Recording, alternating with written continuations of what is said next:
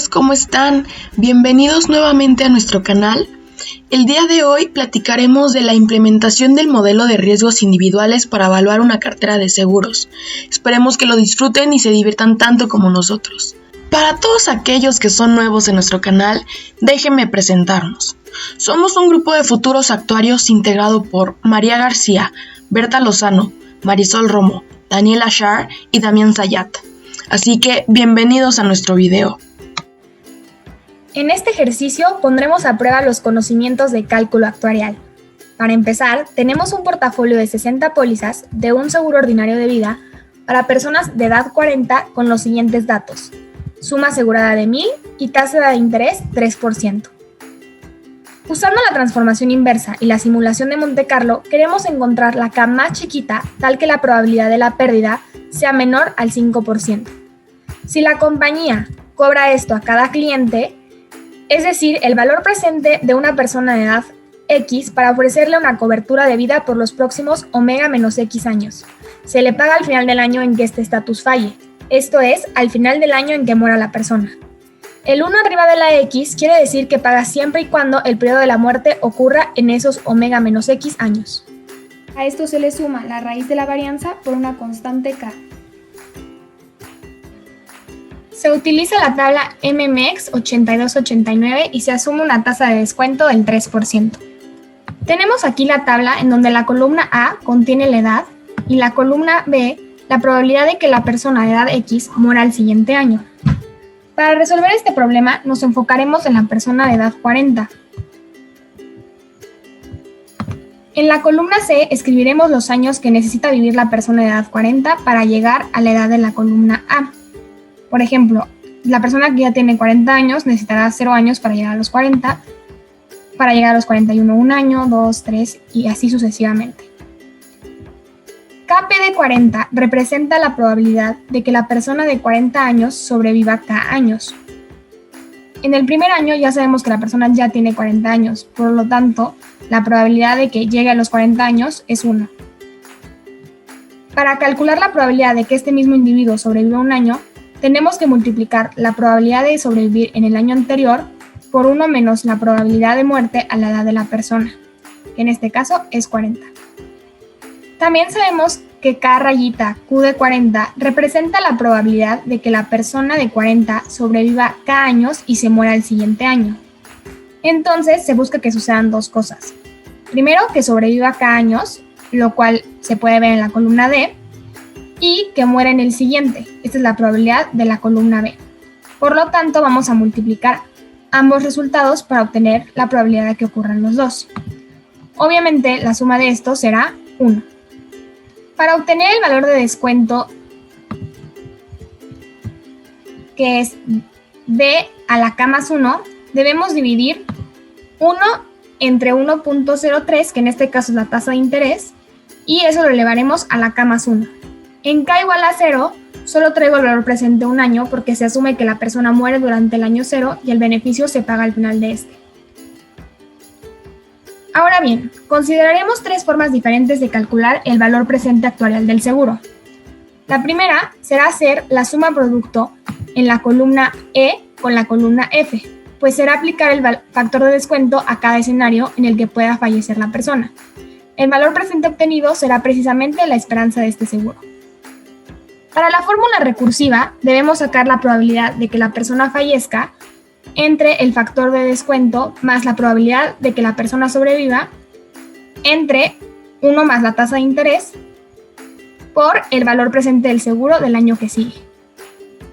Fijando el último valor en 0, obtendremos esos resultados que podemos ver que cuadran con las otras formas.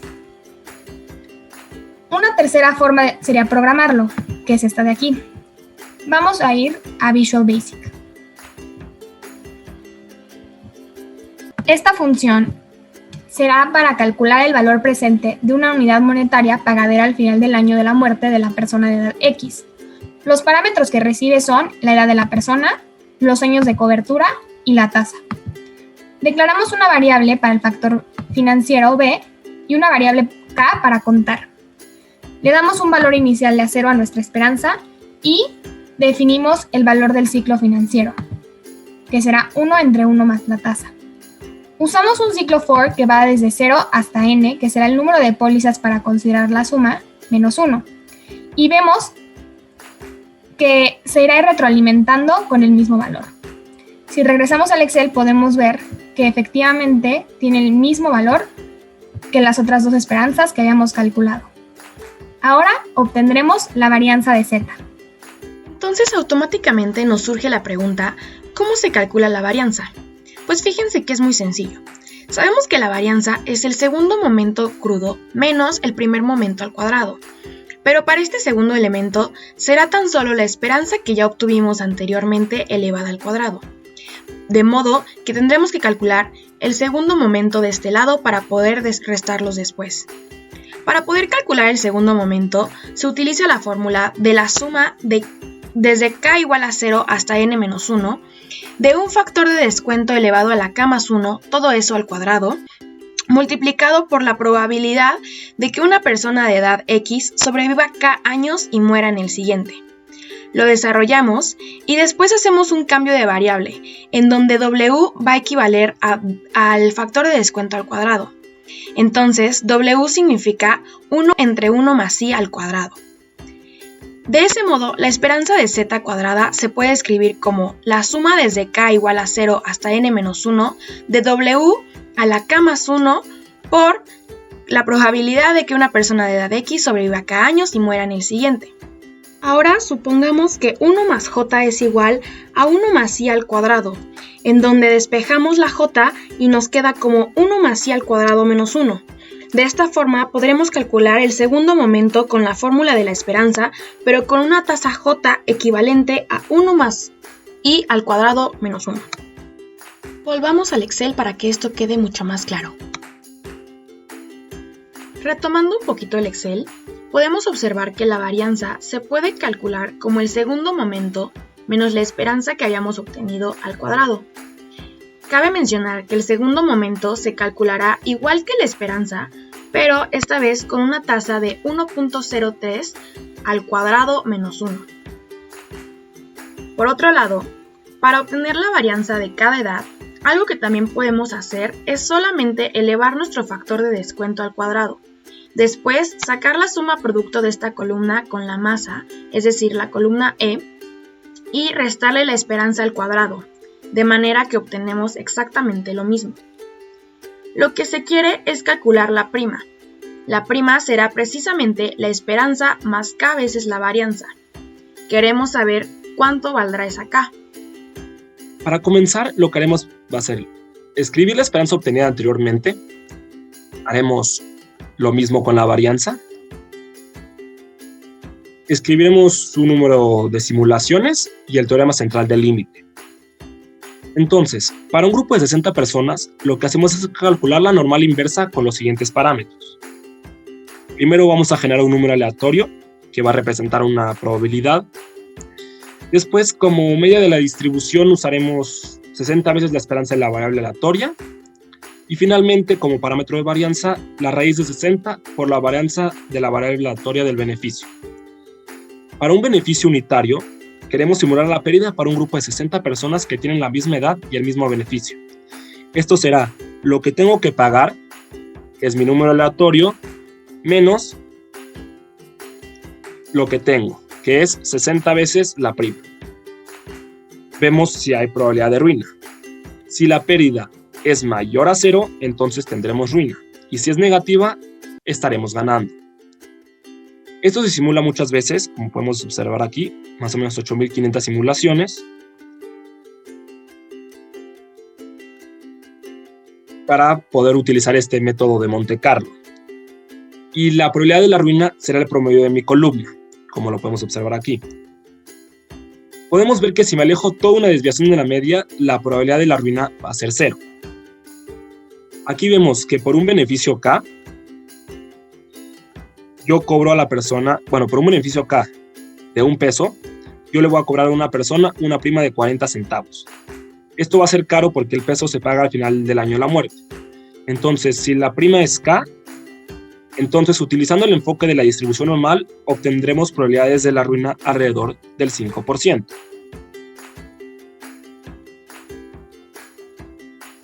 Una desventaja de este enfoque es que estamos calculando las reclamaciones de cada iteración utilizando una aproximación normal, pero esto es solo una aproximación. El teorema central del límite nos dice que debemos tener suficientes variables aleatorias, en este caso 60 son suficientes. Para probar esto necesitamos otro enfoque. Para poder ver esto de otra forma, lo que haremos va a ser ver la función que nos va a ayudar a ver la probabilidad de la ruina. En este caso es esta. Primero vamos a contar cuántas edades tengo. Las edades de todas las personas en la base de datos se encuentran como int pop, como aquí lo podemos ver. Si tenemos 60 personas, entonces int pop será igual a 60. Por otro lado, tenemos ubound. Ubound es lo mismo que upper bound, y esto nos va a decir cuál es la cota superior del arreglo ages. Aquí podemos ver ages.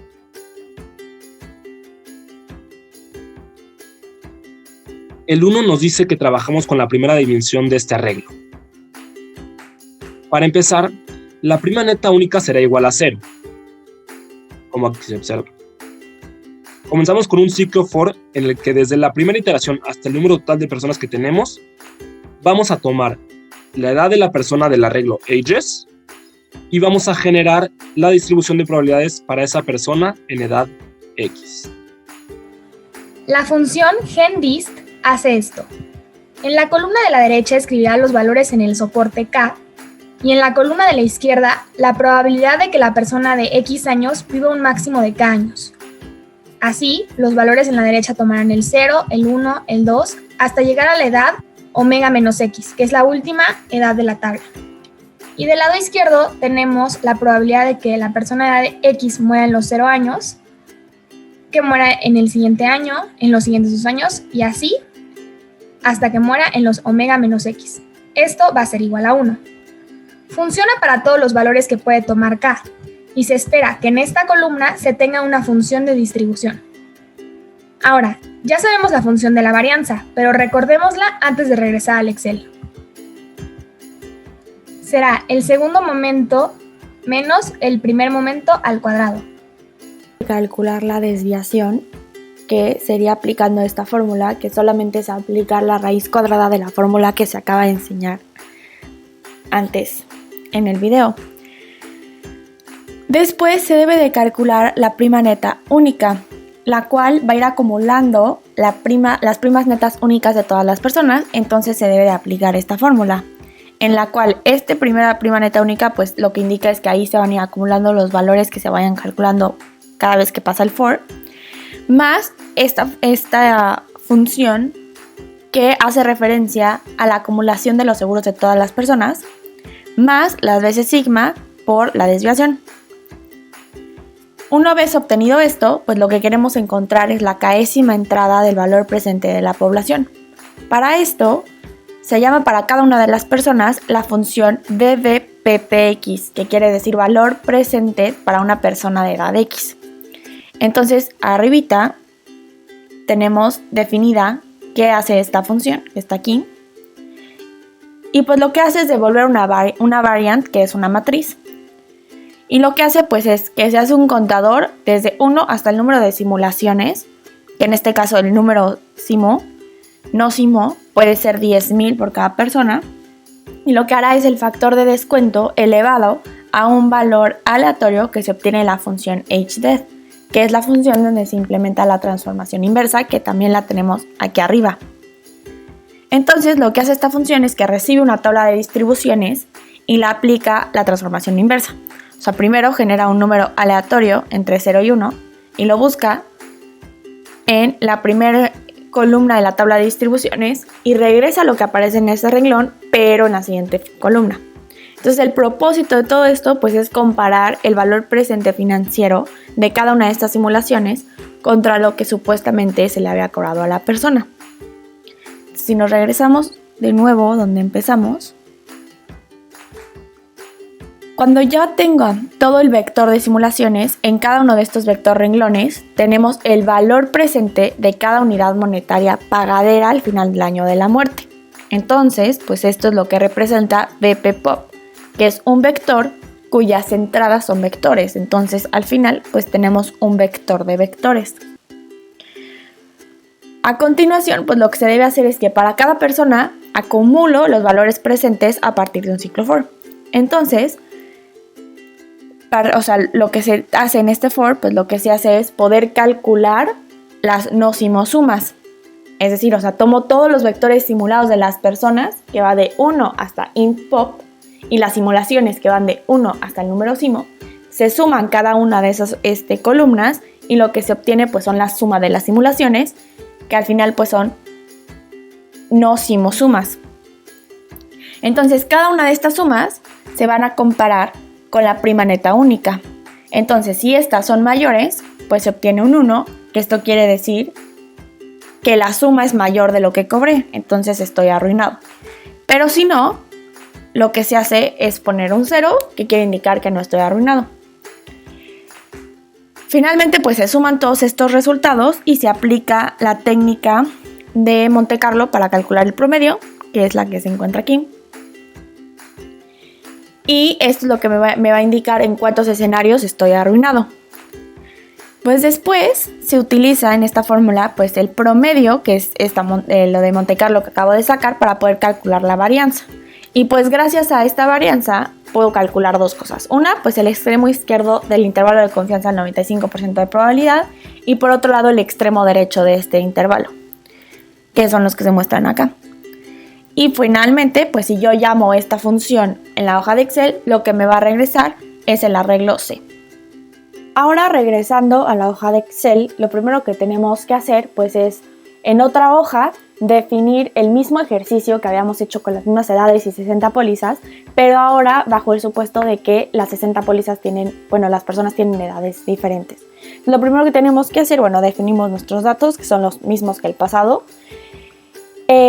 Calculamos en esta columna pues las edades de las personas utilizando un número aleatorio. Luego en la siguiente ponemos el tiempo de futuro de vida de estas personas, que va a ser omega menos x, que en este caso omega es 100.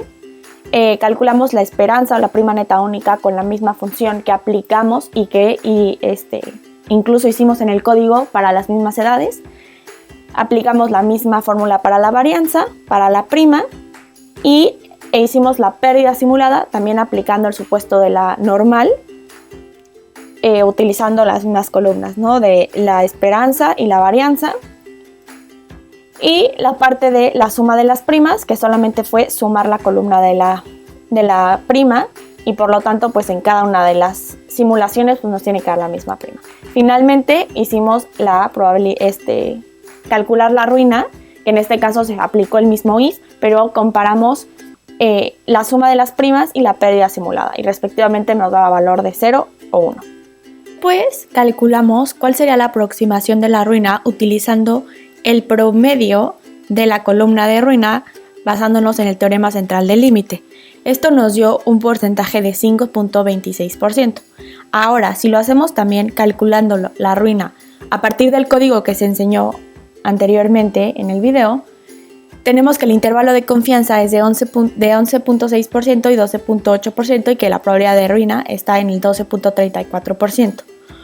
Como podemos ver, diverge mucho la probabilidad de ruina si utilizamos el teorema central del límite o si utilizamos el código programado. Por lo mismo, se puede hacer las siguientes opciones para que no diverjan tanto las probabilidades de ruina. O se pueden aumentar el número de simulaciones, o se cambia el valor de K que se había asignado para calcular la probabilidad de ruina, que en este caso era 0.216.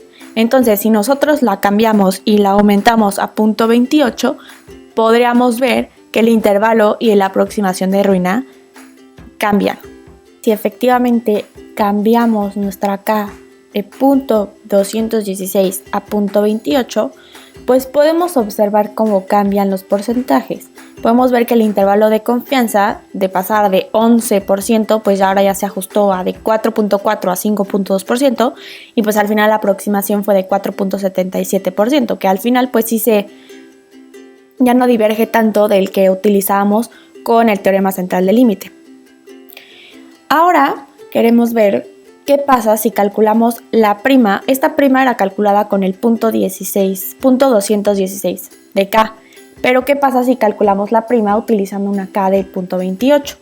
Entonces, utilizamos esta fórmula, que es la esperanza más K veces la varianza, y para la K, pues es la celda que fijamos, que es el punto 28, por 1000, que es el beneficio.